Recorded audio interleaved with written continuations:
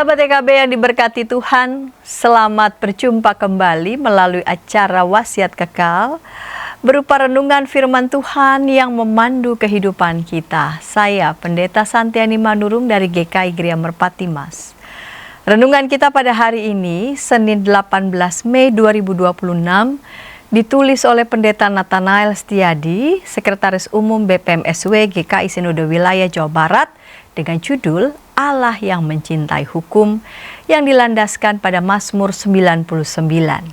Dan nas yang menjadi pusat perenungan kita adalah Mazmur 99 ayat 4. Sebelum membaca Alkitab dan merenungkan firman Tuhan, mari kita berdoa. Bapa di surga, mengawali hari yang baru ini, kami hendak meneduhkan hati kami untuk membaca firman-Mu, mendengarkan firman-Mu, merenungkan kebenaran firman-Mu. Bapa, bimbing kami dalam kuasa Roh-Mu yang kudus. Dalam Yesus kami berdoa. Amin. Sahabat, saya akan bacakan untuk kita Mazmur 99 ayat 4. Beginilah firman Tuhan. Engkau Raja yang kuat yang mencintai hukum, Engkaulah yang menegakkan kebenaran, hukum dan keadilan di antara keturunan Yakub, Engkaulah yang melakukannya.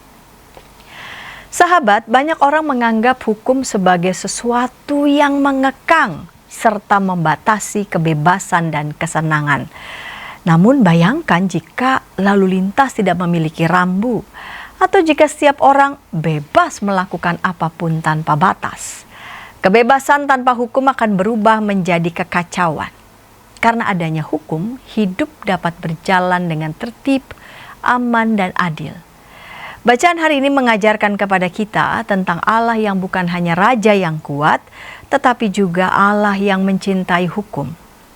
Ungkapan mencintai hukum menunjukkan bahwa Allah tidak sekadar menetapkan hukum sebagai formalitas, melainkan sungguh-sungguh mengasihi nilai-nilai yang terkandung di dalamnya.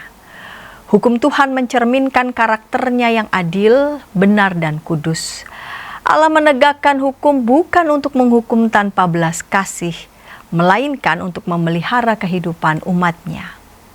Dalam konteks Israel, Allah membimbing umatnya melalui hukum Taurat agar mereka hidup dalam relasi yang benar, baik dengan Tuhan maupun dengan sesama.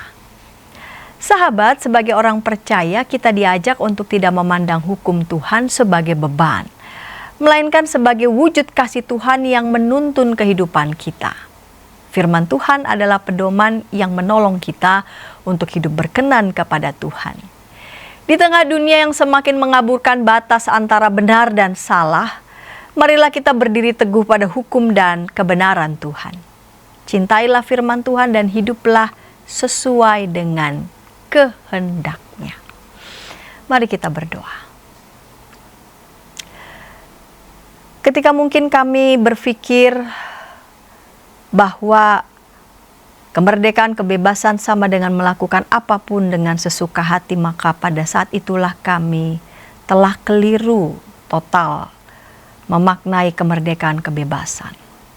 Kemerdekaan, kebebasan justru kami maknai sebagai respons kami atas kasih Tuhan, sehingga dengan demikian segala ketetapan, rambu, hukum Tuhan yang juga mewujud dalam rasa hormat kami pada berbagai macam peraturan dan hukum yang berlaku adalah sebuah bentuk kesediaan kami melakukan apa yang baik dengan merdeka.